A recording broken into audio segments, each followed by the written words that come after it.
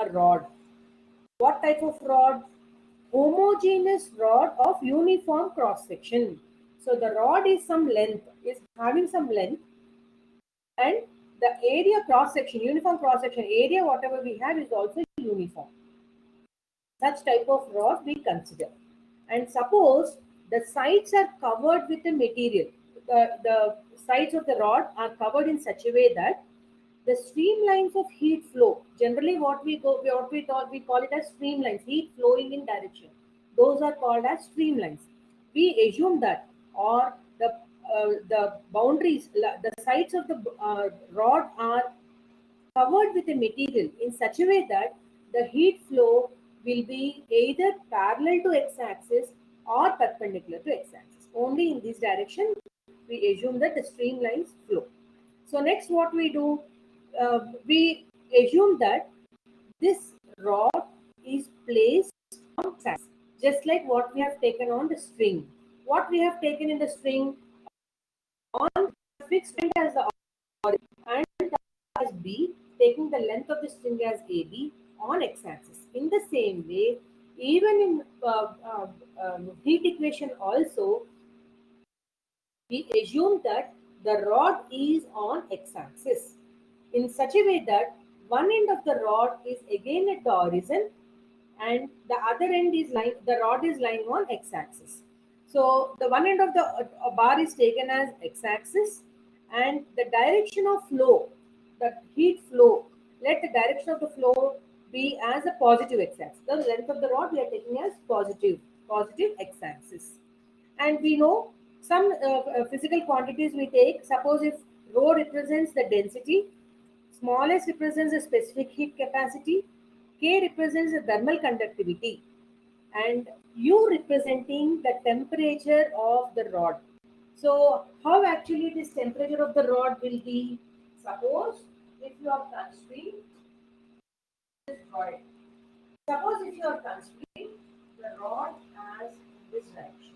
This has X, has Y, and let the rod be on the x-axis. Let this be horizon. One end be at the horizon and the other end is on x-axis. So the heat flow is on x-axis. Next, what we are considering? We are considering U as the temperature of the rod. How actually we are taking the temperature of the rod? Temperature of the rod is always a function of length and time. So it is depending on length and also time. So if you representing as a function of x and t, then the one-dimensional heat flow equation, whatever we are writing, is taken as dou u by dou t. You can verify the equation what we have written. Dou u by dou t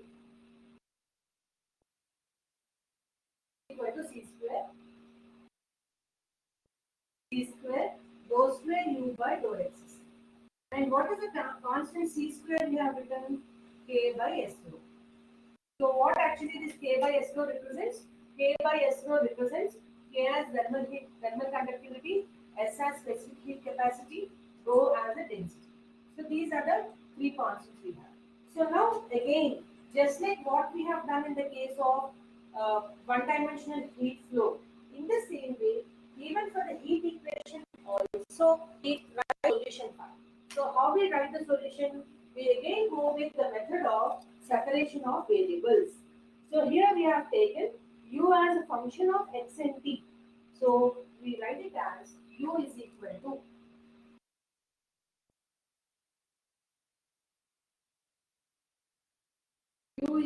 to function of x into function of t. So what will be the value of dou u by dou t? Dou u by dou t is xt dash. Dou u by dou x square is x double dash t. So we substitute these two values. Better you take down these two the notes what actually for the solution what actually I am doing on the board. Better you take it down simultaneously, so it will be easy for you to follow. So we substitute dou u by dou t and dou square u by dou t square in the given equation. equation now reduces to, so this equation now reduces to x t dash is equal to c square x double dash t. Dou u by dou t is equal to c square u by dou x square. Dou u by dou t is x t dash. Dou square u by dou x square is x double dash t. Now we separate all the variables. As we have seen, the constant c is connected with time variable only in wave equation. Here also, we take c square, the constant whatever we have with t variable only. So I'll keep t dash here, bring this c square t to the denominator is equal to, I'll keep x double dash here, bring this x to the denominator. So each value is equal to some constant k. So what will be the value? T dash is equal to c square ek or t dash minus c square kt is equal to 0. This is the first equation. Next, x double dash by x is equal to t. So x double dash minus kx is equal to 0 is the second equation. So these two are the equations we have. We will solve these two equations by taking three different values for k. K as positive, k as negative, and k as 0. And then we see how to find out which solution is suitable for the given equation, for the physical nature of the problem.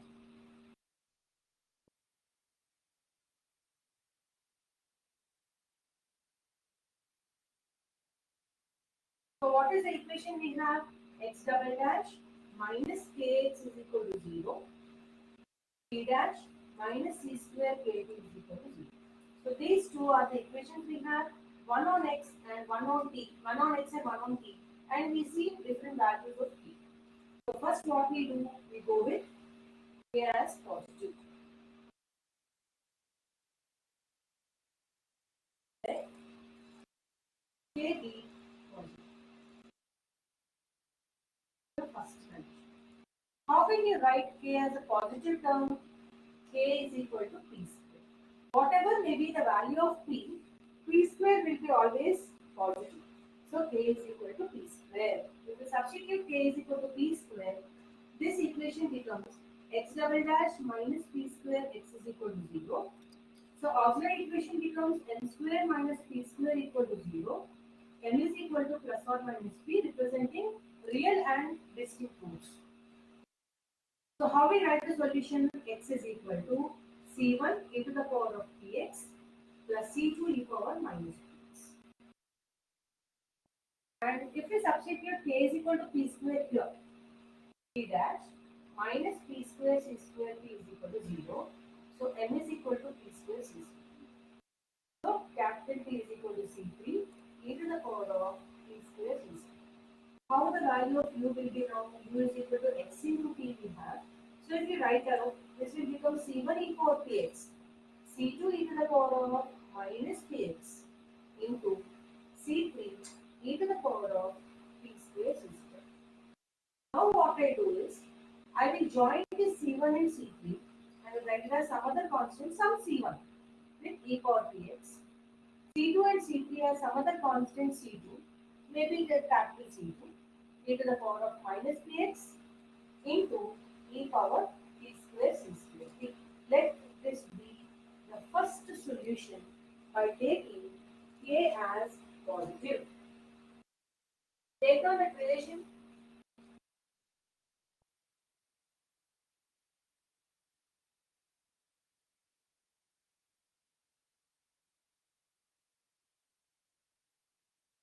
Take down it. I'll give some time.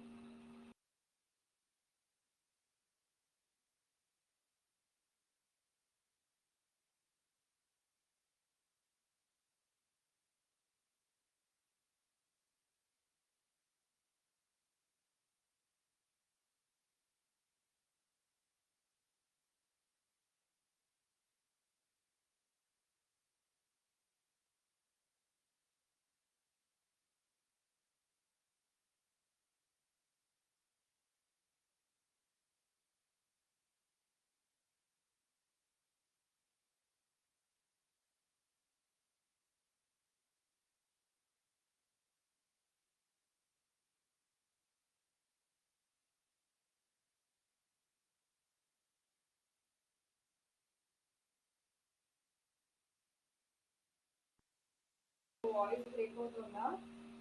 ఒకసారి logout చేసి login అని చూడండి. Okay. Now we'll go with the second condition, k as negative. I'll correct it here only. Let k be negative. So when do we say that the k is negative? If you take k as minus p square. So when the value of whatever may be the value of p square is always positive. Minus p square will be always negative. So we are taking k as minus p square. How the equation now reduces to x double dash plus p square x is equal to 0. Auxiliary equation is m square plus p square equal to 0 and m is equal to plus or minus pi. We get the roots as complex conjugate pair. So if these roots are complex conjugate pair, how we write the solution? X is equal to c1 cos px plus c2 sin px. So this is the solution for the roots as complex conjugate pair. Similarly, how this will be now? P dash plus p square c square p is equal to 0. M is equal to minus p square c square. So p is equal to c3 e power minus p square c square t. So automatically how the solution will be now?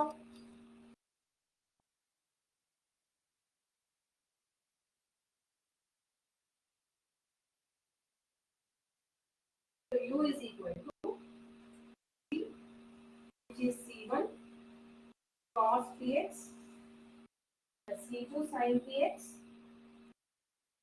to c3 e power minus p square c square t. So we join the c1 and c3 as some constant c1 into cos px.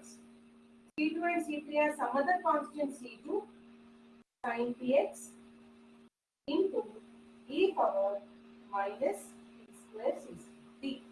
Let this solution be. We got a solution for k as negative minus p square. So if we complete this, we will go with the third condition, k is equal to 0.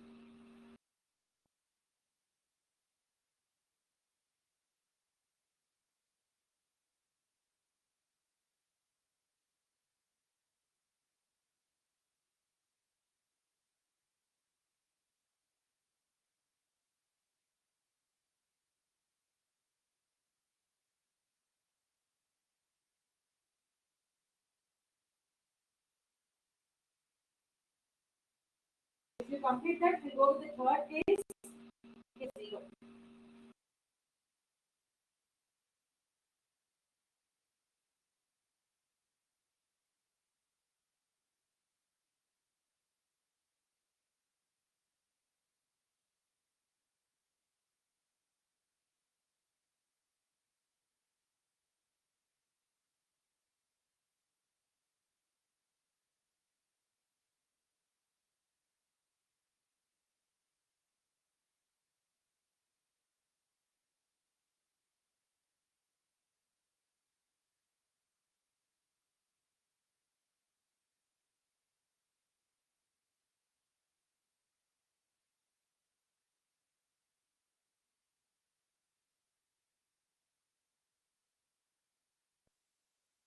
Okay. Now we go with the third condition, k as 0.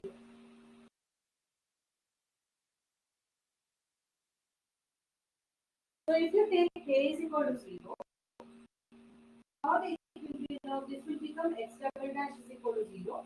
This will become t dash is equal to 0. So how we write the value of x double dash? C1 x plus c. How we write the value of t as constant c. So u is equal to c1 x plus c2 into c3. Solution for t is equal k is equal to 0. So now what I do is I will write out all the three solutions in this and then we'll see which solution is suitable for the given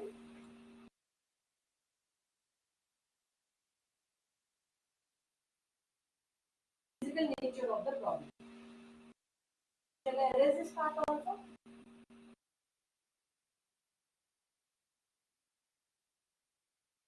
So what are the three solutions we have written?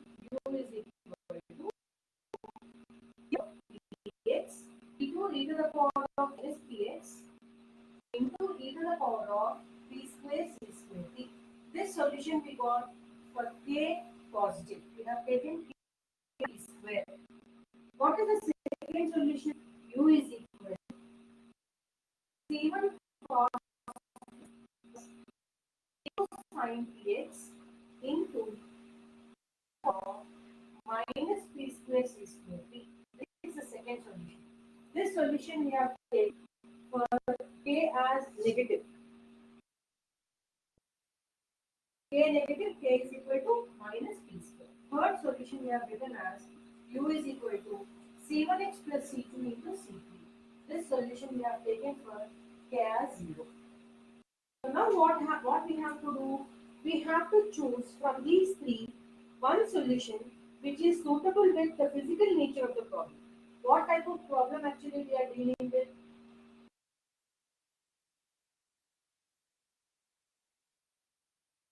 So what type of problem actually we are dealing with? We are dealing with the problem of heat conduction. So if you are dealing with the problem of heat conduction, it must be a transient solution. What type of solution? Transient solution. What is actually the meaning of transient solution? The temperature should decrease with the increase of time. Natural, right? So if you heat a body and if you leave it to the atmosphere, automatically after some time, the temperature of the body decreases. So that type of solution is called as transient solution. What is the meaning of transient solution? The temperature decreases with the increase of time. Means temperature should decrease with the increase of time. So you can observe from these three. E power plus c square t square t. So if you increase the t value, automatically u also increases. So this is not possible. We don't have any t function over here. So this is also not possible. So only possible solution is this one. You can observe here, this is in the form of e power minus p square c square t. So it is in the negative power. So if you increase the power of t, automatically e power minus p square c square t decreases. Automatically u decreases. So this is the only solution which fits with the physical nature of the problem. What is the physical nature of the problem? We are dealing with the heat conduction. Heat conduction means the temperature decreases with the increase of time. So out of these three solutions, the only suitable solution we have is this solution. So from this solution, how many actually constants we have generally? This we have one more constant here also, but we have joined that constant to the. So in general, we have three constants. Two constants connected with x, one constant we have connected with t here. So automatically, to solve the equation of, we'll be having three conditions. How actually we get three conditions? Two conditions we get on x, one condition we get on t. So what is the meaning of two conditions on x? These two represent the boundary conditions.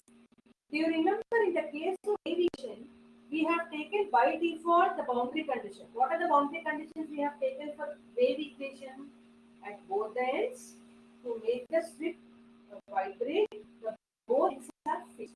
Meaning is that at both the ends, the displacement is zero. That is the boundary condition we have taken for wave equation. So here, in this one-dimensional heat flow, we will see what are actually the boundary conditions for this type of problem. So you will be given a rod like this. So what actually you will be given boundary conditions meaning is that at both the ends you will be given some temperatures. In the case of wave equation, we have taken both the ends displacement as zero. But there is no meaning or there is no logic in taking both the end temperatures as zero. So if you are heating this rod, meaning is that it will be having some temperatures. Need not be the same at both the ends. So at both the ends, will be having temperature. So at x is equal to 0 and at x is equal to L. Let the length of the rod be L if we take. At x is equal to 0 and at x is equal to L, you will be having some temperatures. Those two conditions are called as initial conditions. Sorry, boundary conditions. One condition you will be having on T. Initially, that condition is initial condition. So using that, we will now how to find out the one-dimensional heat flow by calculating the constant and finding out the Fisher law. So this is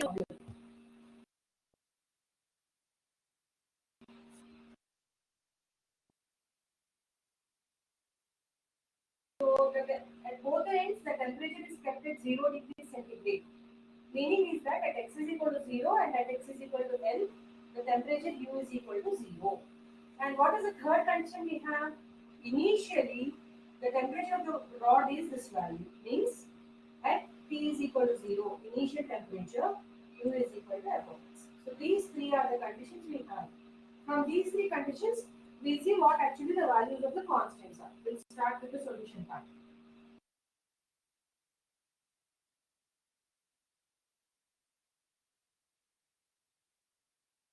What is the solution we have here? U is equal to C1 cos px plus C2 sin px into e to the power of minus p square c square t. What is the first condition we have? At t is equal to 0, sorry, at x is equal to 0, u is equal to 0. So we substitute this condition here. So u is equal to 0, c1 cos 0 plus c2 sin 0 e to the power of, we are not substituting any condition on t, so it is minus p square c square. We know sin 0 is 0, cos 0 is 1, so c1 e power minus p square c square. We know this can't be 0, automatically c1 is equal to 0. You can observe here that the method what actually we are using is almost the same what we had applied for the one-dimensional heat flow also. So the same method here also we are taking by taking x is equal to 0, u is equal to 0 is the first condition. What is the second condition? At x is equal to 10, u is equal to 0. So before that, we'll write out first what actually the value of c is, u is by making c1 equal to 0. So c1 equal to 0, this is reduced to c2 sin px e power minus p square c square. Now we substitute the second condition. At x is equal to 10, u is equal to 0. 0 is equal to c2 sin 10p e power minus p square c square t implies c2 can't be 0 because already we have made c1 0. If you make c2 also 0, there is no meaning in this. And even e power minus p square c square t also can't be 0. Automatically, sin 10p is equal to 0. So if sin 10p is equal to 0, 10p is equal to n pi. P is equal to n pi by 10. So we got the principal value. So what will be the value of u now? U is equal to C2 sin P sin Px. P is n pi by 10. So n pi by 10 x e power minus P square n square pi square by 100 P square C square T. So this represents the value what we have taken by taking x equal to 0 and x is equal to 10. Now what we do, this value of n is from 1 to infinity. So if you add all the terms, we'll be having sigma. This constant C2, now we'll replace it by some sigma. Dn sin n pi x by 10 e power minus n square pi square c square e by 100. This is the value of u. Now we'll go with the third condition. The third condition we have here is initial condition. What is the initial condition we have? Initially, at t is equal to 0, u is given as some f of x. So f of x is equal to sigma dn sin n pi x by 10, which is e power 0. We know e power 0 value is 1. So this represents again half range sine series. How we calculate the value of dn? 2 by 10, length is L10 here, so 2 by 10 integral 0 to 10 fx sin n pi x by 10. The value of f of x is given already for us. So that function f of x will substitute and we evaluate the integral value to get the third constant, which is nothing but the bn value. So if you complete this, I will continue with evaluation of bn.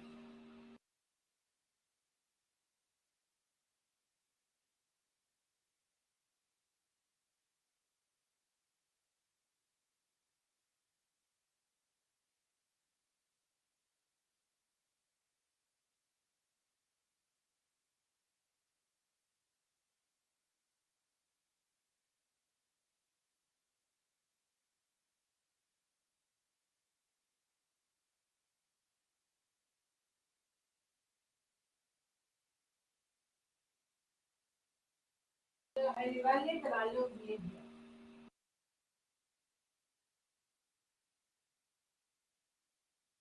Bn is equal to 2 by 10, it is 0 to 10. And what is the value of f of x given? F of x is equal to x into 10 minus x. Sin n pi x by 10 dx. I have substituted the function f of x, whatever is given in the problem, I have taken in the equation. So this is 2 by 10, equal to 0 to 10. If I expand this, will become 10x minus x square sin f by x by 10. So again, this is in the form of integration pi parts, which is in product form, uv. One function is in the form of a polynomial, the other function is in the form of a trigonometric function. So I'll go with Lipschitz rule. This is u. So this will become 2 by 10. What actually the Lipschitz rule is? U integral b 10x minus x square into integral of sine function. Integral of sine function is minus cos n by x by 10 by n pi by 10. U integral b. Next, alternate sign. We have started with plus. Next is minus. We will take derivative for u. What is derivative of 10x? Derivative of 10x is 10 minus x square derivative is 2x. Integral of this function. Already we have a minus sign. Integral of cos is sin n pi x by 10 by n pi by 10 whole square. Next, minus becomes plus. Derivative of this function. 10 derivative is 0 minus 2x derivative is 2. Integral of sine function. Integral of sine is minus cos. Minus of minus becomes plus. Cos n pi x by 10 by n pi by 10 whole cube. All the terms to be taken between the limits 0 to 10. So these are the limits you have to substitute. Now we'll see how to substitute the limits over here.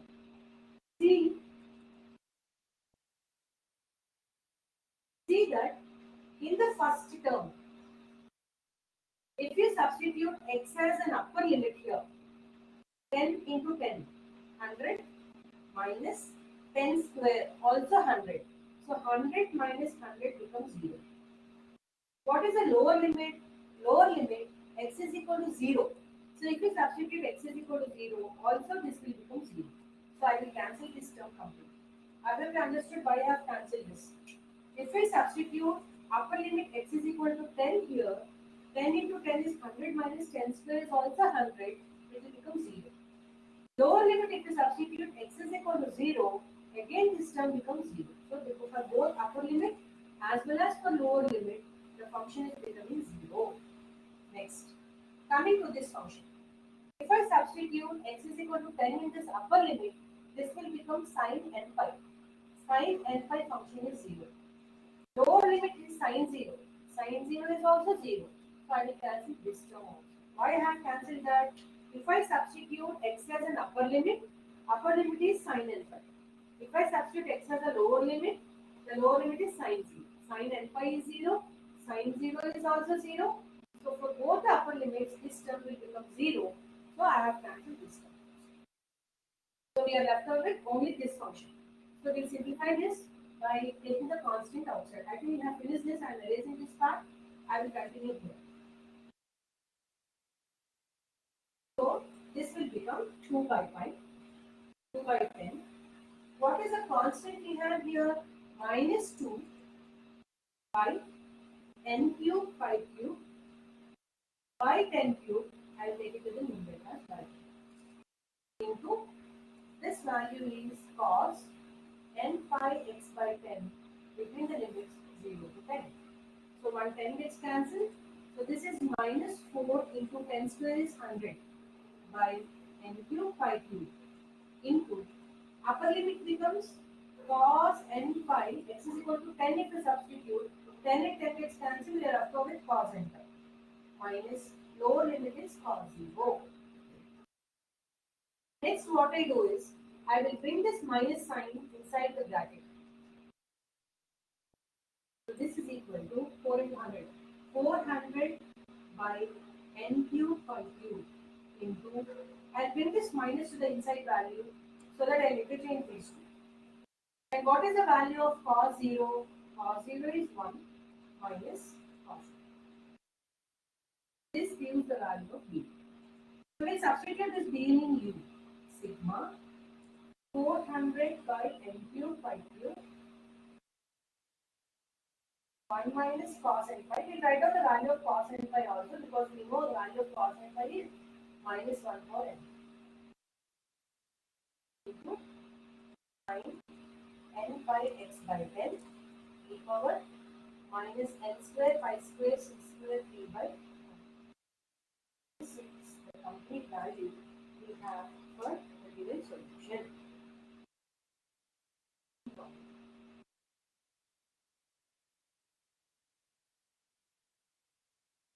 So if you complete this, we'll go with one more problem as a practice.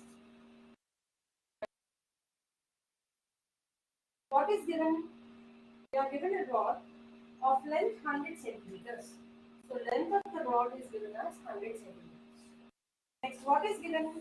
The ends are kept at 0 temperature. What is the meaning of ends are kept at 0 temperature? At x is equal to 0 as well as at x is equal to 100, u is equal to 0. So those two are called as boundary conditions.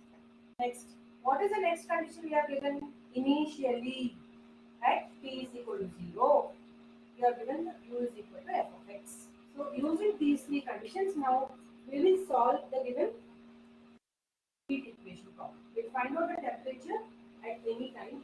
So what is the solution we have taken for this? We have taken u is equal to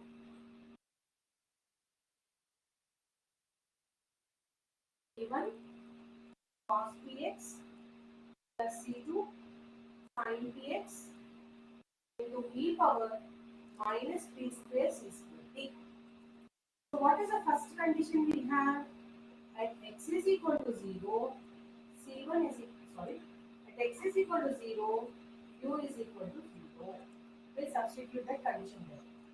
So what will be the value? U is equal to 0 is equal to C1, cos 0 is 1, sin 0 is 0 into e power minus p square c square. If we compare, automatically the value of C1 will become 0. So u is equal to C1 is equal to 0.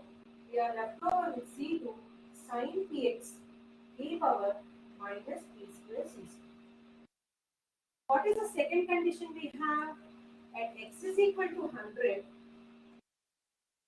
also u is equal to 0. So 0 is equal to C2 sin 100t e power minus p square c square.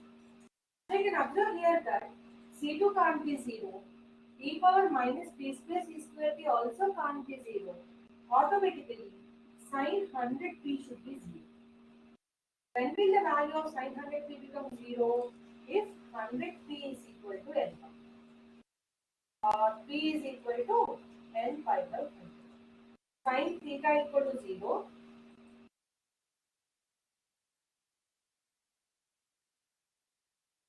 Sin theta equal to 0.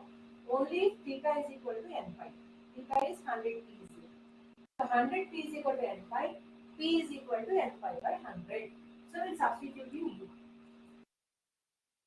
So now u is equal to 2 sin px. P is equal to n pi by 100 x e power minus p square n square p square by 100 square c square. So now we'll write out. Since the value of n is taking 1 to infinity, we'll sum all the values and write it as sigma. The constant we write it as bn. Sin n pi x by 100 e power minus n square pi square c square p by 100 square. Or you can write it as 10,000. Now we'll go with the third condition. What is the third condition we have? Third condition is u is at t is equal to 0, u is equal to f of x. So f of x is equal to sigma bn sin n pi x by 100. T is equal to 0 becomes equal. We know e power 0 is equal to 1. So again this is representing a half range sine series. So what will be the value of bn? Bn is equal to 2 by 100 equals 0 to 100 f of x sin n pi x by 100. So we have to evaluate this by taking the function f of x. So what is the f of x given here? I will continue. If you have finished this part, I will erase it and I will continue here. Just wait for 1 more minute. Complete it, then we'll go.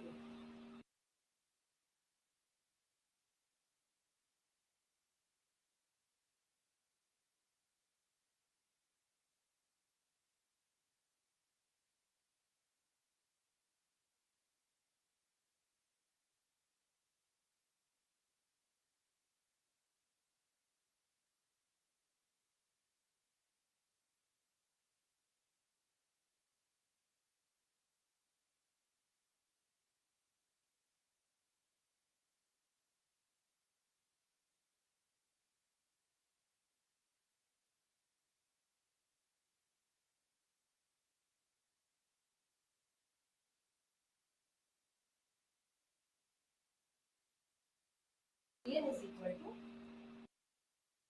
2 by 100. The function actually is not given a unique value. For 0 to 50, what is the value of f of x given is x. Sin n pi x by 100. And from 50 to 100, what is the function given f of x? 100 minus x. Sin n pi x by 100 dx. So evaluate this integral carefully to get the value of bn.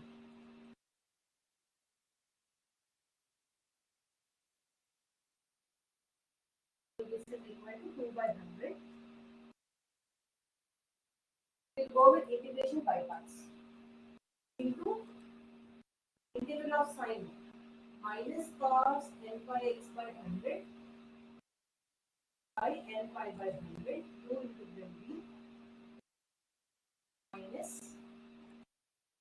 x derivative is 1. Integral of this function is sin n pi x by 100 by, we have n pi by 100 with one more n pi by 100 by 100 plus. This will be from 0 to 50. This is the value of first integral. What will be the second value? 100 minus x into integral of sin minus cos n pi x by 100 by n pi by 100 minus 100 minus its derivative is minus 1. Integral of this function is minus sin n pi x by 100 by n pi by 100 whole square. This will be from 50 to 100. So this is 2 by 100. Now we'll separate it. So we have a constant value here. So minus 100 by n pi and take it out. What is the upper limit for x? X is equal to 50.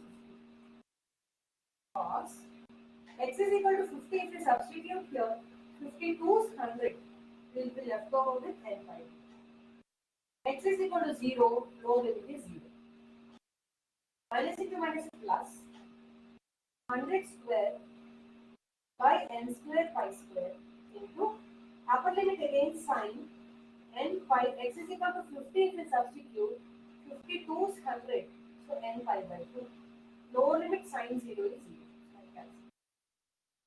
X minus again 100 by n pi. Upper limit x is equal to 100. 100 minus 100 is 0. Minus lower limit x is equal to 50. 50 cos n pi by 2. 3 minus, so minus 100 square by x square pi square into upper limit is sin n pi minus lower limit is sin n pi by 2, that is equal to 50. Sin n pi value is 0. So we'll simplify this now. What actually we get? This is equal to 2 by 100 minus 100 by n pi 3 cos n pi by 2 plus 100 square by n square pi square sin n pi by 2 minus into minus plus 100 by n pi 50 cos n pi by 2 minus into minus plus 100 square by n square pi square sin n. You can observe that these two values will get cancelled because one is with plus sign, the other one is with negative sign, minus sign. This will become 2 by 100, 2 times 2 into 100 square by n square pi square sin n. So 100 gets cancelled. Is 4, so 400 by n square pi square sin n pi. So now we write down this is Bn. Now we write down the value of u. Sigma 400 by n square pi square sin n pi by 2. This is the value of Bn with sin n pi x by 100 e power minus n square pi square 6 square t by 100 square. This is a complete solution.